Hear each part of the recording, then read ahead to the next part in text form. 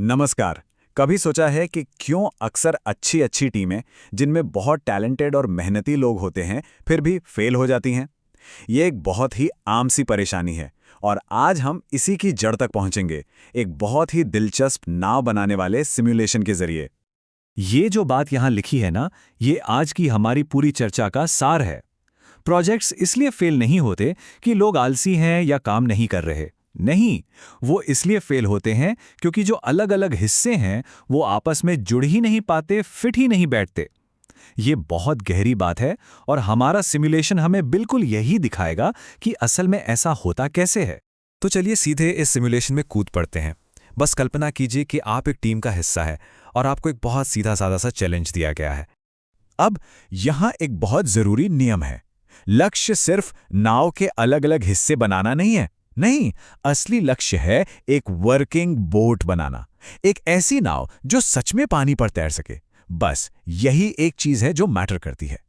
और आपको बनाने के लिए क्या मिलता है? बहुत बेसिक सामान, कुछ कागज, थोड़ा टेप और कुछ मार्कर्स। सुनने में तो बड़ा आसान लगता है ना? लेकिन यही सादगी है जो आगे आने वाली नाकामी को और भी ज्यादा चौंकाने वाला बना देती है। तो खेल शुरू होता है और टीम वही करती है जो ज्यादातर टीमें करती हैं। वो काम को बांट लेती हैं।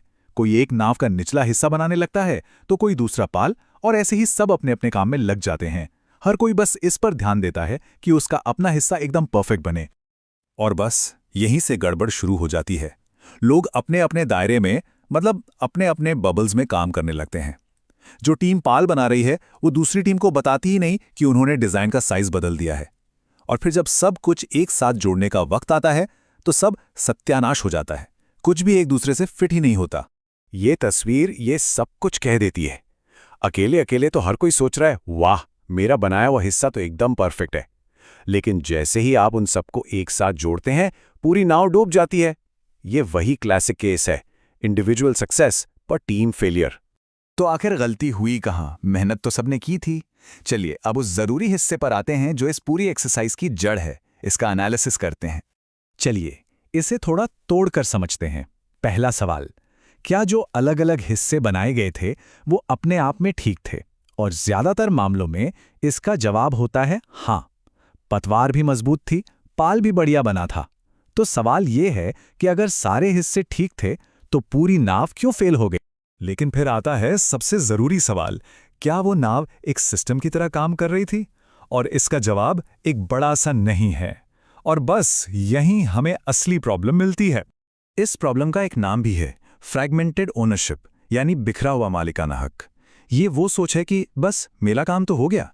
ये तब होता है जब लोग सिर्फ अपने हिस्से पर फोकस करते हैं और ये भूल ही जाते हैं कि उनका काम बाकियों के काम से जुड़ेगा कैसे। सच कहूं तो ये किसी भी प्रोजेक्ट का सबसे बड़ा दुश्मन है। और यहीं हमें सिमुलेशन की सबसे बड़ी सीख मिलती है। काम इरादों की वजह से फेल नहीं होता, वो इंटरफेस पर फेल होता है। मतलब इससे फर्क नहीं पड़ता कि सबने कितनी मेहनत की। अगर वो कनेक्शन पॉइंट्स, वो जगहें जहां हिस्से आकर मिलते हैं, अगर वही फेल हो गए तो पूरा का पूरा प्रोजेक्ट फेल हो जाता। लेकिन रुकिए, कहानी यहां खत्म नहीं होती। टीम को एक और मौका दिया जाता है। और अब इस नई समझ के साथ वो दूसरे राउंड में उतरते हैं। दूसरे राउंड में सोच पूरी तरह बदल जाती है। अब टीम के लोग अपने अपने हिस्सों को परफेक्ट बनाने के बारे में नहीं सोच रहे। उनका ध्यान अब है ग्लोबल सक्सेस पर, मतलब एक ऐसी नाव बनाने पर जो असल में तैरे। और बस इस एक बदलाव से सब कुछ बदल जाता है। और नतीजे वो तो कमाल के होते हैं। जैसे ही टीम इस बात पर फोकस करती है कि सारे हिस्से एक साथ कैसे फिट होंगे, जिसे हम इंटीग्रेशन कहते हैं, उनकी परफॉर्मेंस आसमान छू लेती है।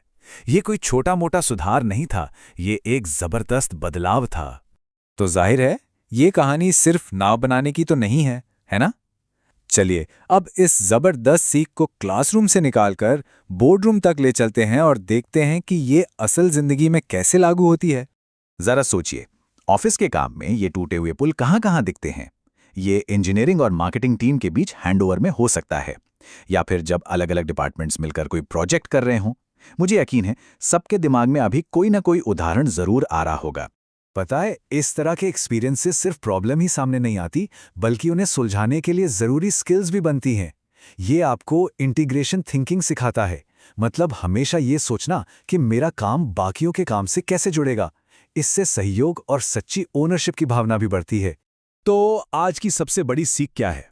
कनेक्शंस पर ध्यान दीजिए, अपने काम के बारे में सोचिए। वो कौन सा एक जरूरी इंटरफेस है, कोई हैंड ऑफ, कोई मीटिंग या कोई सहयोग का पॉइंट जिस पर कल से थोड़ा ज्यादा ध्यान दिया जा सकता है, क्योंकि असली कामयाबी या नाकामी वहीं छिपी होती है।